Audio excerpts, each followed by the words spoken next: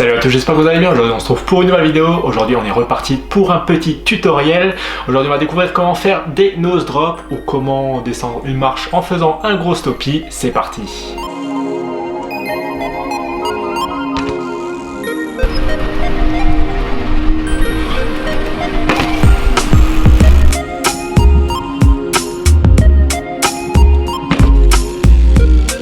Alors pour apprendre cette technique, il faudra déjà savoir faire un stoppie. Si vous ne savez pas encore faire de stoppie, je vous mets le lien du tuto des stoppies en description juste en dessous. Ceci étant dit, le principe du nose drop est un peu le même que pour une descente latérale. D'ailleurs, je vous conseillerais de commencer par les descentes latérales pour apprendre ce mouvement. Pour commencer ce geste, on va se placer au-dessus de l'obstacle, parallèlement au vide. On va venir à une faible vitesse, presque à l'arrêt, et on va se préparer à faire un stoppie. Je vais alors préparer une impulsion, freiner du frein avant, pousser avec mes bras, plier mes jambes pour faire basculer le vélo, faire monter cette roue arrière.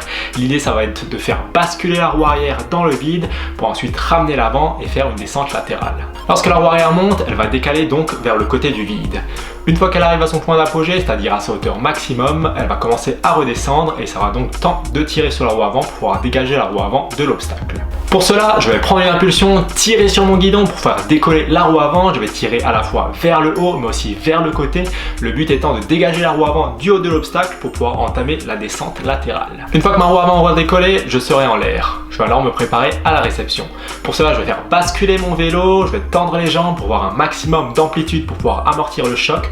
Le but étant d'atterrir la roue arrière en premier. Lorsque ma roue arrière touche le sol, je vais freiner du frein arrière, plier mes bras, plier mes jambes pour pouvoir amortir un maximum le choc. Je vais alors me stabiliser, lâcher le frein et je pourrai ainsi continuer ma ligne. Voilà pour les bases de la descente latérale. À noter que pour le nose drop, on va essayer de planter son stoppie pile sur l'arête de la marche. Ça nous permettra d'avoir un effet rebond supplémentaire pour pouvoir dégager la roue avant et avancer en même temps. Enfin, avec cette technique, on pourra également arriver face au vide. Pour cela, il faudra planter son stoppie pile sur l'arête de la marche, décaler pas mal l'arrière du côté de son choix, du côté où on sera le plus à l'aise. Ensuite, on utilisera l'effet rebond de l'arête ainsi que l'élan pour pouvoir dégager la roue avant pour ne pas raccrocher la roue arrière dans la marche. On va ensuite redresser le vélo, le redresser dans l'axe, mais aussi le basculer vers l'arrière pour pouvoir amortir le choc. À l'atterrissage, on va plier les jambes, plier les bras pour amortir le choc, se stabiliser et ensuite continuer sa ligne.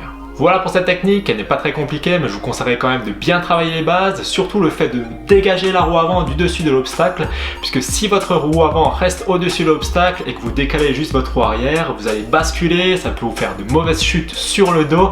Du coup, je vous conseille vraiment de prendre votre temps, de bien maîtriser le geste avant de monter en hauteur. Voilà pour cette vidéo, voilà pour ce tuto, j'espère que ça vous aidera. Si c'est le cas, n'hésitez pas à mettre un petit like dessus. Vous pouvez également me poser vos questions dans les commentaires juste en dessous de la vidéo. N'hésitez pas à vous abonner sur la chaîne pour voir d'autres tutos. On se retrouve bientôt pour une prochaine vidéo. Allez, salut!